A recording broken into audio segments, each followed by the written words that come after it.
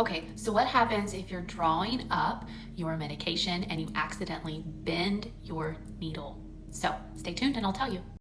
So I'm Tiffany, I'm a PA, but I'm also a GLP-1 advocate. I help people get access to GLP-1s that cannot get them through traditional insurance. So if that's something you're struggling with, there is a link over here in my bio that can help you. So when we're using an insulin syringe, sometimes we get into a situation where we accidentally bend the needle, and that can be problematic because the needle's not interchangeable. So what do you do in this situation? I'm going to show you. So FYI, for this example, I am just using a vial of bacteriostatic water. So this is not medication, but I just wanted to be able to show you. And then I've also got an insulin needle and I've already pre-bent it. You can see the little tiny needle here and it's already bent just because I want to show you what to do. So if you've bent the needle and there's no medication in the syringe, I would go ahead and just throw it away, get a new one, all right? These are not super expensive and they're easy to purchase. You can actually purchase them at the pharmacy. You don't have to have a prescription, but you will have to ask for them across the counter. You just ask for insulin syringes and you purchase. So if you are running short, then just go ahead and get yourself some extras, but don't mess with one if it's bent. But where the problem is if you've already drawn medicine up into the syringe and then you have a bent needle, then we don't want to waste what's in there. So let me talk to you about how to get that medicine out of there.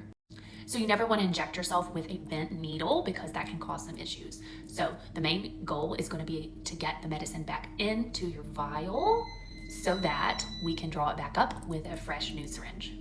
So here's what I would do. I would go ahead and take an alcohol swab and I would get the top of your vial cleaned off, okay? Then I would very carefully, and I'm going to try to do this so you can see, I would very carefully try to put the needle here in the middle and re-inject it in, okay? And as you inject it, kind of try to just straighten it out yourself just a little bit. Can you see that? And then once you get to that point, then you're going to try to push the medicine back into the vial, okay? Just get it to the point where you can push the meds back to where they belong so that they can be drawn back up with the fresh one, okay? Just don't use a bent needle when you're trying to inject because it can make an issue with your injection site. Now, I will say that occasionally you can put the needle in here and kind of bend it back if you kind of move it around, but the more times that you do that, the duller that this needle gets, and when you inject yourself with a dull needle, it can hurt more. So I would not highly recommend doing that. The main focus is just going to be to put the med back in the vial and then redraw it up with a fresh needle. Important to note, these are not reusable. These are a one and done situation. So once you use this, then you're going to want to go ahead and dispose of it. A lot of people ask the question, how do you dispose of these if you don't have a proper disposal area? And a good place to put these, you could actually use like a big plastic jug, like a bleach container, a big water jug, even like a Tide, the thing that my Tide Pods come in. You can stick these down in there and then close it up and then throw it away.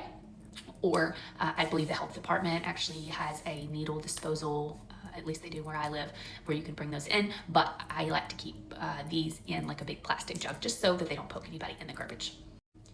You should not recap your needles. So you're not supposed to take this cap and put it back on just because of the risk of repoking yourself. So you're not supposed to, you're supposed to take it after you're done, stick it into the jug or wherever you're going to dispose of it, but don't make it a habit of recapping your needle. So I hope that helps. If you accidentally bend your needle, there are ways to not waste your medication.